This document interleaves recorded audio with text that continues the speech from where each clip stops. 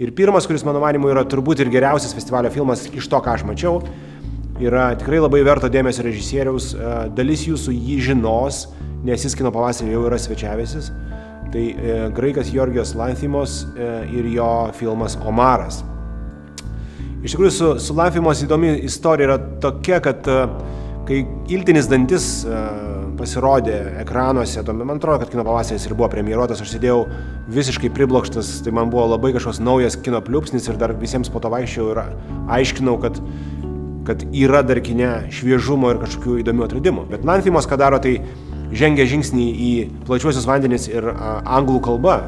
Turime jo filmą, pirmąjį anglų kalbą, prancūzų taip pat.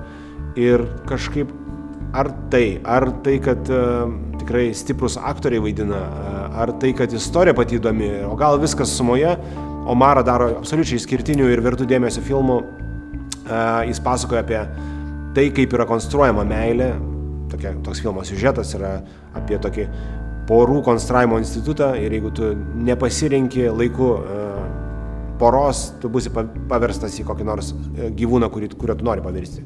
Tai tokia absurdiška premisa vis dėlto patį filmą paverčia labai intriguojančių kūrinių, nes jame iki pat galo yra nesilaikoma jokių realizmo taisyklių. Tai yra super nerealistinis, sąmoningai dirbtinis filmas ir dėl to iš tikrųjų įvyksta toks paradoksalus dalykas, kad tu gal net geriau ir giliau ir jautriau pamatai tai, apie ką yra meilė, apie ką yra visuomenės požiūris, tam tikrus santykius ir taip toliau, ir taip toliau. Temų labai daug.